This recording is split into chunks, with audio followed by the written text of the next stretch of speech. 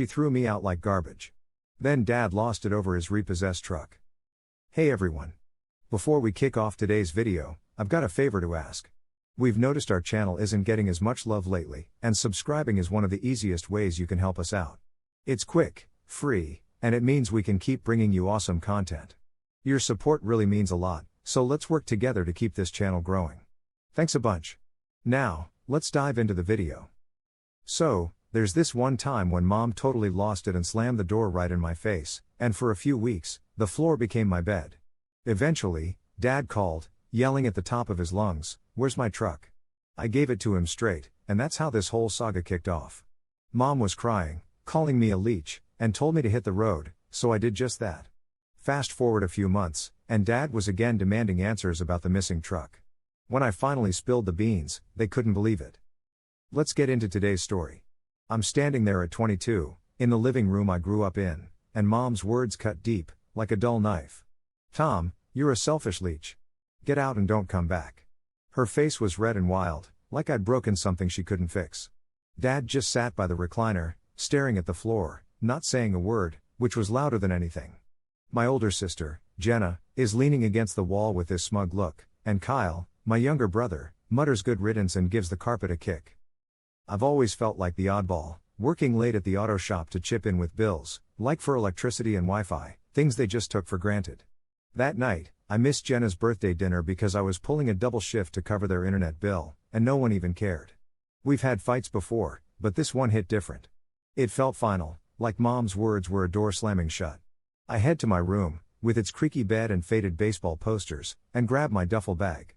I pack some jeans, a couple of shirts, and an old jacket that smells like motor oil and laundry soap. My hands are shaking, but I keep going.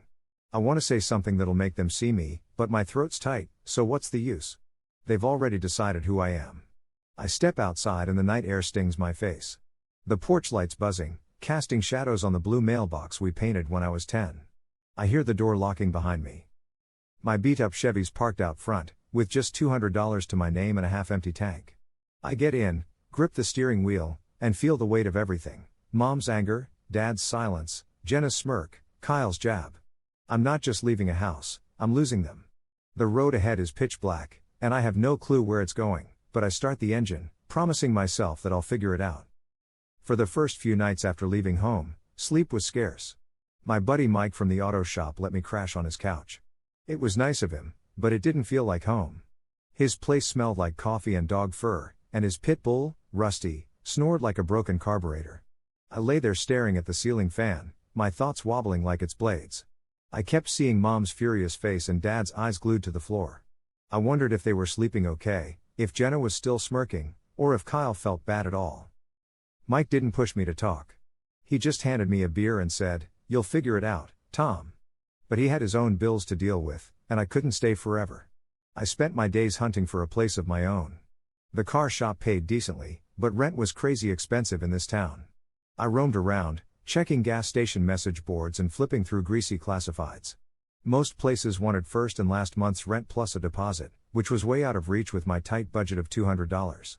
I wasn't picky, just needed something to call my own, a place to breathe. After a week, I stumbled upon a studio listing on the town's edge. It was an old brick building with a half-working buzzer and a dumpster out back. I met the landlord, a guy in his 60s with a handshake like sandpaper. He glanced at my work boots and said, "You seem like you'll pay on time." The apartment wasn't anything fancy, just one room with a leaky sink, a fridge that hummed like it was scheming something, and a window stuck shut. The carpet was stained and the lights flickered if you turned the switch too fast. But standing there with my duffel bag over my shoulder, I felt a jolt of something, maybe pride, maybe relief. I signed the lease, handed over all my cash, and got a key that felt heavy in my hand. That night, I moved in with just a sleeping bag on the floor. The walls were bare and the silence was loud, but it was a start. The next day, I hit up the thrift store, my budget tighter than a rusted bolt. I found a mattress, lumpy but clean, for $20 and a lamp with a dented shade. The cashier, a lady with silver hair and a sweet smile, asked if I was setting up my first place. I nodded without saying much, but her kindness stuck with me.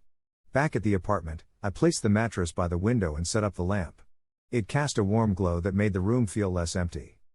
I pulled out this old, cheesy mountain poster from my bag that I snagged at a yard sale years back and taped it up above my bed. It's not much, but it's mine, and somehow that feels important. Lying on the mattress that night, I can hear my neighbor's TV blaring through the wall. It's some game show with all this cheering that seems like it's happening on another planet. It makes me think of the house I left behind, Mom cooking her signature meatloaf, Dad's baseball games humming from the radio, and Jenna blasting her favorite playlist. I used to be the guy fixing leaky faucets and mowing the lawn before I headed to work. Did anyone notice when I left? I snug up in my sleeping bag, my chest heavy, not with anger, but a softer, sadder feeling. Without them, I'm not really sure who I am. I spent ages keeping things going, paying bills without a word of thanks, working extra shifts so Kyle could have his new sneakers. Now it's just me, and I can't tell if it's liberating or just empty. I shut my eyes, listening to the faucet drip as I count the seconds, convincing myself I can make this work. I'll get a chair, maybe a rug, just to make this place feel a bit more real. I've got the car shop to hit up tomorrow, the familiar sound of tools clanking and the guys joking around at lunch. It's not family, but it's something. I don't know exactly where I'm headed, but I've got a key, a bed, and a light to call my own. For now, that's enough to keep putting one foot in front of the other. The car shop has become my lifeline, filled with the noisy sounds of tools and engine oil. I get up before the sun, slipping on my beat-up boots with soles peeling like faded memories. My studio's still pretty bare, just a mattress, a lamp, and that mountain poster, but I'm out the door in no time, coffee thermos in hand. The shop's only a mile away, so I walk to save gas. The crisp air smells like dew and asphalt, and I let the rhythm of my steps drown out the quiet in my head. Out here, I don't think about Mom's voice or Dad's silent ways. At work, I'm in my zone. By 8 p.m., I'm up to my elbows in a Chevy engine, trying to sort out a misfire while the radio plays old school rock. Pete, Carlos, and Big Ray are good company. They tease me about my coffee addiction, but they don't pry, and I like it that way. I'm not ready to dive into the story about being kicked out or how my family treated me like a freeloader even though I kept the lights on. So, I just focus on spark plugs, oil changes, and the satisfying click of a wrench. I grab every extra shift I can, staying late to work on transmissions or balance tires. The overtime's a blessing. I've got rent covered and even enough for a foldable chair and a microwave, small wins, but they add up. Lunch breaks are the best. We sit outside on milk crates, wolfing down deli sandwiches from across the street. Pete always has some wild story from his trucking days, and Carlos laughs so hard he practically chokes on his soda. I chuckle along but keep my own stories to myself. I don't mention the dinners with Kyle or joking about superhero movies, or tinkering with Dad's old radio in the garage. Those memories feel like they belong to someone else now. Still, the guys' chatter fills a gap, helping me feel like I belong, even if just for an hour. But then, one evening, my phone buzzes as I'm wrapping up at work. It's Kyle, and my stomach drops. I haven't heard from him since that night. His message is brief and sharp, real nice, Tom. Bailing on us and still owing Jenna for that phone bill. Low, even for you. I stare at the screen, the words blurring. I paid that bill, $120 last year, after Jenna promised she'd pay me back, but she never did. Now Kyle's twisting it, painting me as the bad guy. My thumb hovers over the keyboard, itching to respond, to tell him how I covered their Wi-Fi and groceries for years. But I stop myself. What's the point? They've already made up their own story about me. I shove the phone into my pocket and start the longer than usual walk home. The streetlights flicker, casting shadows on the cracked sidewalk, and I feel this burning sensation in my chest, not just anger, but something deeper, like a bruise that only hurts when you press on it. I remember coming home from work to find Mom setting the table, the smell of her meatloaf filling the air. I'd fix whatever needed fixing, a leaky sink, a wobbly shelf, because that's just what I did. Did Kyle forget that? Did they all, or did they just not care? Back at my place, I flop onto the mattress, the springs creaking beneath me. My neighbor's TV murmurs through the wall, some cooking show with happy voices. I pull out my phone again, rereading Kyle's text. Part of me wants to call him and ask why he's doing this, but I know it won't change a thing. Instead, I put my phone face down and stare at that poster, its painted peaks a silent reminder of my new life. I'm standing here, feeling a bit worn out, not just from the long hours at work, but from the burden of this constant, indescribable ache. Even though I'm tired, I still have faith in myself. Tomorrow's a brand new day, another shift at work, another opportunity to start something fresh. I close my eyes, hearing the microwave hum softly in the background, clinging to that small glimmer of hope, because honestly, that's all I've got right now. I'm leaning against my kitchen counter, which is really just a piece of cheap formica in my tiny studio apartment, when I make a grim discovery: my bank account is steadily draining. It's Sunday, the shop's shut, and I'm sipping some instant coffee while scrolling through my phone. Sure, I've got the rent covered and the pantry's not empty, mostly stocked with ramen and canned soup. But somehow, the numbers just aren't making sense. I've been careful, skipping out on those late-night diner trips with the guys and only buying the essentials. So why the heck is my bank balance dropping every month? I start digging through my bank statements, smudging the screen with my thumb, and then I find it. A regular, sneaky payment, $180 a month marked as auto loan DH Harper. Oh boy, that's for Dad's truck. My heart skips a beat and then pounds like crazy. I've been paying for his truck since I was 19, thinking it was only temporary. He never brought it up again, and I just kept on covering it. I set my phone down, realizing my coffee's gone cold by now. It's quiet in my flat, except for the fridge's hum and a distant honking outside. I remember the pride I felt bringing home cash from my first paycheck, eager to help out. Dad's only reply was a simple "good job, Tom," and that was enough for me back then. I never questioned it, just like I didn't question picking up the tab for their Wi-Fi or Kyle's phone plan. You help family, right? But now, in this moment of clarity, I see how they've leaned on me, and I've let them, invisible like an overused tire. I toss on my jacket and head to the bank, my legs moving quicker than my thoughts. At the bank, I cancel that payment. The teller, a friendly woman named Doris, looks at me over her glasses. "Are you sure?" she asks. I nod, holding my voice steady. "Yeah, I'm sure." I'm done. Walking back, the air feels thick with the threat of rain, but I feel oddly lighter, like I've shrugged off a heavy coat I didn't even realize I was wearing. Still, doubt nags at me. What if Dad can't cover the payments? What if they lose the truck?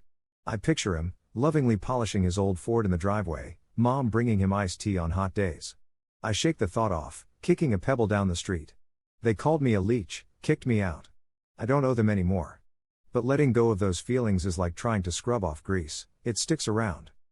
Back home, I try to keep busy, stacking dishes and folding my only decent towel. I glance at the mountain poster on the wall, its peak sharp against a fake sunset, and I wonder if Dad even knows I've been the one paying. Did he think the bills got paid by magic? I chuckle, but it's not funny. Years of my paycheck disappearing into their lives while they ignored me. Canceling that payment was more than just about money. It was about drawing a line, saying I matter too. Later, I head to the corner store for a breath of fresh air. The clerk, a friendly old guy in a Vietnam vet cap, talks about the weather as he rings up my bread and milk. "Storm's coming," he says, nodding at the gloomy sky. I smile, but my mind's elsewhere, replaying Doris's question, the weight of canceling that payment. At home, I make a sandwich with slightly stale bread and eat it standing by the window. The first raindrops hit the glass, and I can feel a bruising in my chest again, not anger, but something softer, raw. I'm free from their burden, but it doesn't feel like a victory. It's like finishing a book and realizing the ending isn't what you'd hoped for. I sit on my mattress as the lamp casts shadows around me, letting the rain fill the silence. I have no idea what comes next. Another day at work, maybe a new chair if I save enough. But one thing I do know is I'm done caring for what isn't mine. It's a small step, but it's forward, and that's enough for now. While sweeping the shop floor, the bristles scraping against concrete, my phone buzzes in my pocket. It's a slow afternoon, the kind where you can hear the faint buzz of the neon sign out front. I've been keeping my head down since stopping Dad's truck payment, focusing on work and this modest life I'm trying to build. The apartment's got a new second-hand table I snagged for $10, and I've even been sleeping pretty well. The leaky sink is almost soothing. But when I check my phone, my stomach drops. There's a screenshot from Carlos, one of the guys at the shop. It's a social media post from Jenna, showing a picture of Mom with red eyes, sitting at the kitchen table where I used to eat. The caption reads, "Tom walked out on us, left Mom like this. Some family, huh?" So, there I was, scrolling through my phone, trying to ignore this stranger calling me a deadbeat. My thumb was itching to type back something snappy, like telling them I used to pay for their Wi-Fi and food for ages. But then I thought, what's the point? They've already decided who they think I am. I shoved my phone in my pocket and started the long walk home. The streetlights were flickering, casting weird shadows on the cracked sidewalks, and I felt this burning in my chest. It wasn't just anger, more like a deep bruise you don't notice until you poke it. Walking home, I remembered coming back from work to the smell of Mom's meatloaf. I'd fixed things around the house, a leaking sink, a wobbly shelf, because that's what I did. Did Kyle forget all that? Did they all forget, or did they just not care? When I got back to my apartment, I just flopped onto my creaky mattress. I could hear the neighbor's TV through the wall, some cheerful cooking show, and I took out my phone again, reading Kyle's message over and over. A part of me wanted to call him and ask why he was doing this, but I knew it wouldn't change anything. So, I just put my phone face down and stared at this poster on the wall, its mountains shining faintly in the light. I felt worn out, not just from work, but from carrying this weight I couldn't quite describe. I told myself, tomorrow's a new day, a new shift, a new chance to start fresh.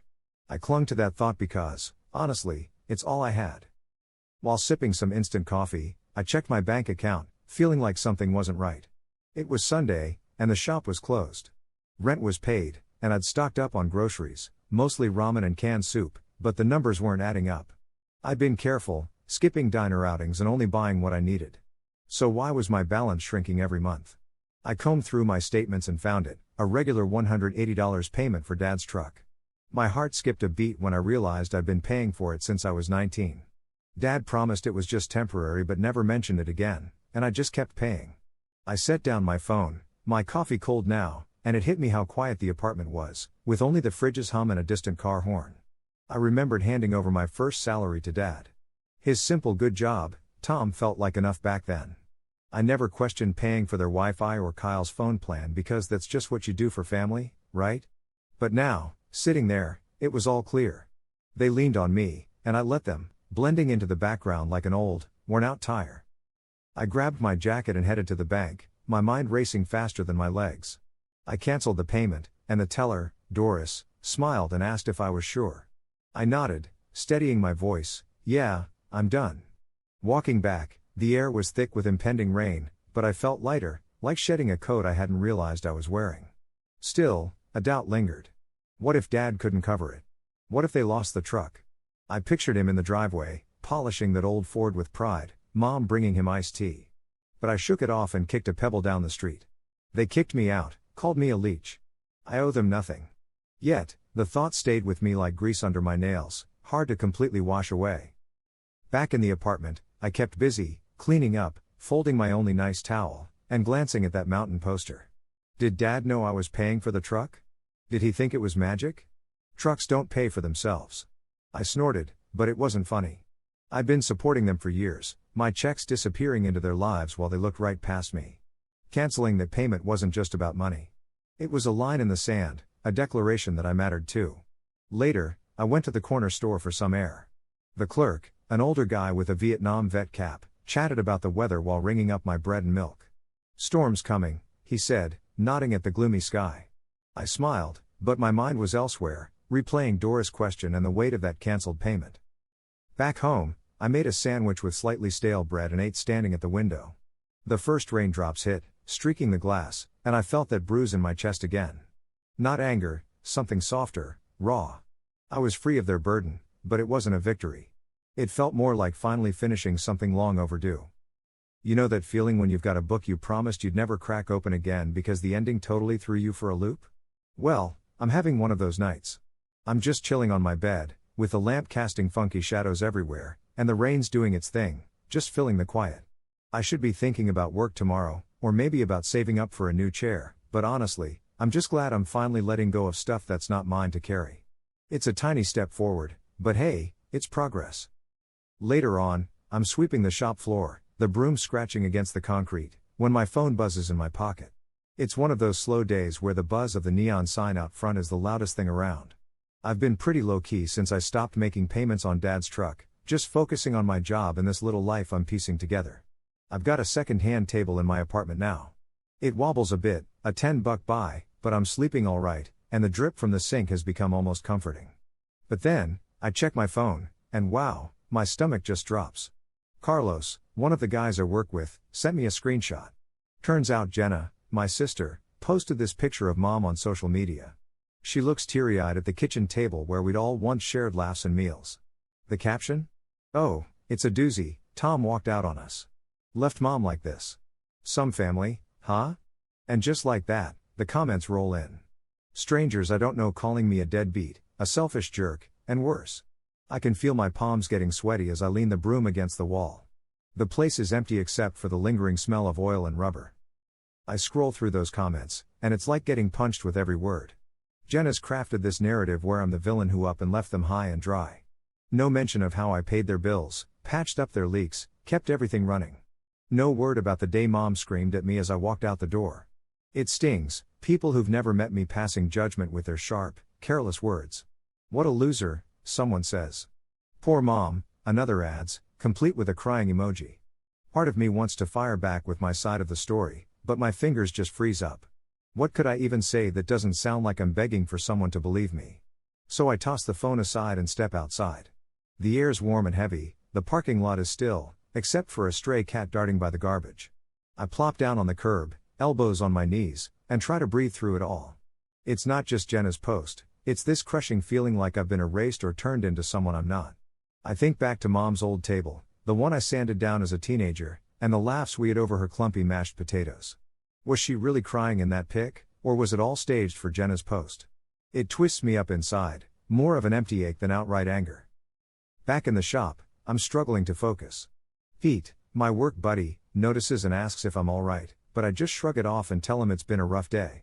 He nods, doesn't push, and I appreciate that. Later, when I clock out, I head to the back of the shop where I've been tinkering with this beat-up old motorcycle, a Yamaha I snagged for cheap. It's a rusty mess, the engine sputters like it's smoking a pack a day, but I'm determined to fix it. Grabbing a wrench, I start fiddling with the carburetor. The cool metal under my fingers gives me something to focus on, a small piece of control. The shop radio is playing some old country tune about losing and moving on, and I let it wash over me. This bike might be a wreck, but it's an honest one. No tangled lies here. I work until the sky's a bleeding purple at sunset, my hands grimy with grease. The engine finally sputters to life, just a little, but it feels like a victory. I wipe my forehead, still haunted by Jenna's post, mom's face, those cutting comments. Yeah, they hurt, but they don't tell the real story. I picture my apartment, with its wobbly table and the soft glow of the lamp. It's not much, but it's mine, built with my own sweat and effort. I don't need the world's version of who I am. On my way home, I pass the corner store, its lights buzzing in the evening air. The old vet behind the counter waves as I grab a Coke. Looks like you're carrying the world on your shoulders, he jokes, giving me a small, knowing smile. I manage a laugh, telling him it's just a piece of it. Back in my room, I crash on the mattress, the neighbor's TV blaring with game show cheers through the walls. I don't bother checking my phone again, Jenna's post can stay out there, echoing in the digital ether. I'm exhausted, not from work, but from carrying their weight, their lies. But as I lay there, I think about that bike's hum. There's a tiny flicker inside me, maybe hope, maybe just sheer stubbornness. One bolt at a time, I'll keep moving forward. As I'm wiping oil off my hands at the shop sink, my phone rings again. The sound cuts through the evening hum. It's Dad. I haven't seen his name flash on my screen since I walked out months ago.